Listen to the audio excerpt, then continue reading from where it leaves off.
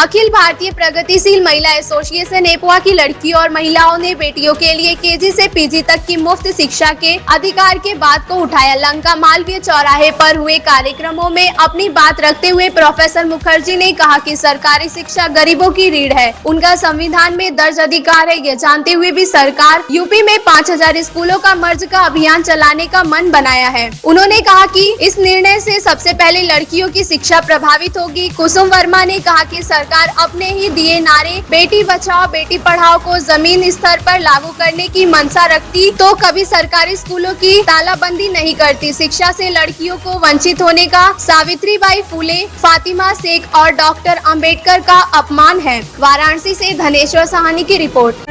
इतना बड़ा बड़ा कांड करके योगी बना है नेता, वो नेता बना है। हाईवे पुल निकलवा रहा है, उसकी माई बहन जाएंगे हाईवे पुल पे।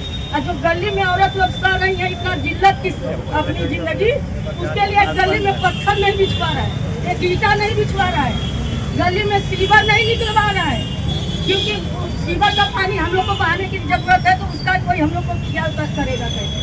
अब तो वो मोदी योगी के घर में टाइल्स लगा है, उसके घर में सोने का टॉयलेट बना है, तो हम लोग के घर में नहीं ना वो सोना का पानी बह रहा है।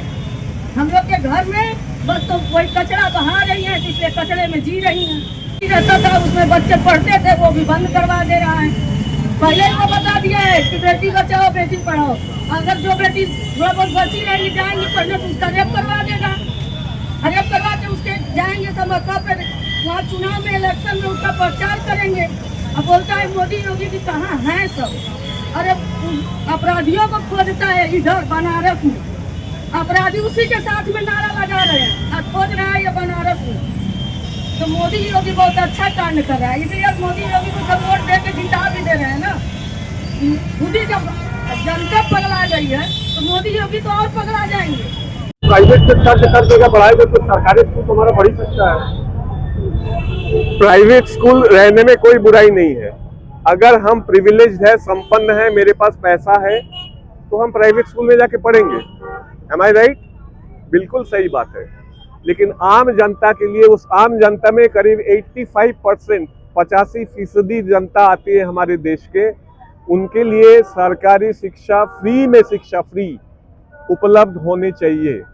और मुझे एक चीज़ बहुत पसंद है, ये लोग जो लिखते हैं यहाँ केजी से पीजी तक लड़कियों की पढ़ाई मुफ्त में होना चाहिए। मैंने ऐसे देश में पढ़ाई करी है, समाजवादी देश, सोवियत यूनियन था पहले, अब टूट गया है, उसमें पूरी पढ़ाई फ्री थी। पीजी तक नहीं मैडम, पीएचडी तक। मैंने पीएचडी की भी पढ़ाई की है फ्री में। ये संभव है, दुनिया में कुछ देशों ने करके दिखाया है, और क्यों नहीं हमारे देश में ये हो सकता है। और दूसरी बात मैं और कह देता हूँ ऐड करके यहाँ, जिनको हम पूंजीवादी देश कहते हैं, कैपिटलिस्ट कंट्रीज, जिनको हम क्रिटिसाइज करते हैं कि वहाँ पे इतना एक्सप्लॉयटेशन है, जनता के सब कुछ है, हर डेवलप्ड कैपिटलिस्ट कंट्री में स्कूल के एजुकेशन फ्री है। भारत सरकार क्यों पीछे है? भारत सरकार क्यों फीस लेती है? क्यों पीछे है? क्यों पीछे है? क्योंकि हमारी नीयत ऐसी है। हम नहीं चाहते कि हमारी जनता पढ़ लिख के, हमें नौकर चाहिए घर में। आपने जब बात पूछ दी, हम साफ साफ कह रहे हैं, हमारे घर का काम कौन करेगा? आम जनता को इसकी आवाज उठानी चाहिए। आम जनता को बिल्कुल इसकी आवाज उठानी चाहिए, लेकिन आम जनता को इसकी समझ नहीं है, क्योंकि आम जनता को धर्म में उलझा दिया गया है। हिंदू धर्म खतरे में है, हमको कहा जा रहा है, तो बस उसी में लगे रहो, राइट। रोजी रोटी तो उससे चलती नहीं है। रोजी रोटी के लिए शिक्षा चाहिए, रोजगार चाहिए। रोजगार इनको नहीं देना है, नहीं दे पा रहे हैं, नहीं देना चाहते हैं, तो इसलिए सब पढ़ाई लिखाई बंद कर दे रहे हैं। बस यही है। मेरा नाम कुसुम वर्मा है, मैं उत्तर प्रदेश की सचिव हूँ, महिला संगठन एपवा से। यहाँ पर किस तरह का विरोध प्रदर्शन हो रहा है? ये विरोध प्रदर्शन यहाँ जो गरीब लड़कियां हैं वो कर रही हैं। उत्तर प्रदेश के मुख्यमंत्री ने एक आदेश, एक फरमान पारित किया है।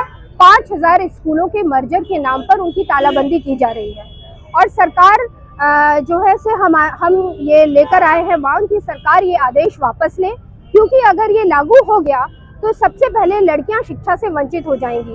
तो हम ये मांग कर रहे हैं कि सरकार इस आदेश को वापस ले और सरकार जो है केजी से पीजी तक लड़कियों की शिक्षा मुफ्त करे समान और गुणवत्तापूर्ण शिक्षा की गारंटी करे और प्राइवेट शिक्षा को बंद किया जाए। इस मांग को हम लेकर यहाँ पर प्रदर्शन कर रहे हैं। जब सरकार इस मांगों को पूरी नहीं करती तो अगला कदम क्या होगा? देखिए, सरकार से और मुख्यमंत्री योगी आदित्यनाथ से हमें कोई अपेक्षा नहीं है। हाल में जो मुख्यमंत्री परमानंद जैसे पाखंडी संत का खुले आम समर्थन कर सकता है, उससे हम उम्मीद नहीं कर सकते हैं।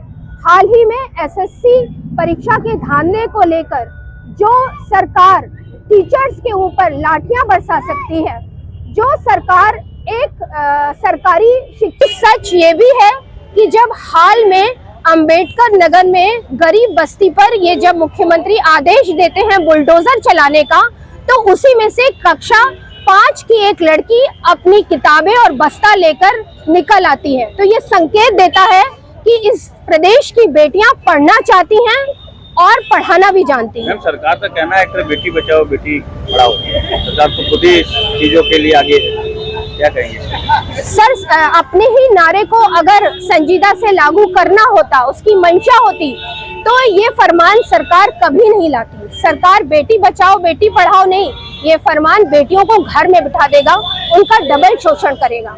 और मैंने आपसे फिर कहा कि इस प्रदेश के मुख्यमंत्री से शिक्षा के नाम पर हमें कोई उम्मीद नहीं है, तब जब उत्तर प्रदेश में आंकड़े इतने ज्यादा बढ़ गए हैं। ऐसी स्थिति में इस देश की बेटियां संविधान को लेकर चल रही हैं और हमारे मुख्यमंत्री बुलडोजर को लेकर चल रहे हैं। मुख्यमंत्री जो है शिक्षा के नाम पर कोई भी योजना लागू नहीं कर सकते, क्योंकि हम उनसे उम्मीद भी नहीं है। लेकिन इस देश में कई विश्वविद्यालय हैं, कई टीचर्स हैं जिनसे वो सलाह ले सकते हैं, लेकिन वो नहीं ले रहे हैं। मैम, सरकार से उम्मीद नहीं तो भी लड़ाई कैसे लड़ेंगे? पूरा विपक्ष लड़ रहा है और ये पूरी जो जनता है यही मजबूत विपक्ष है इस लोकतंत्र का।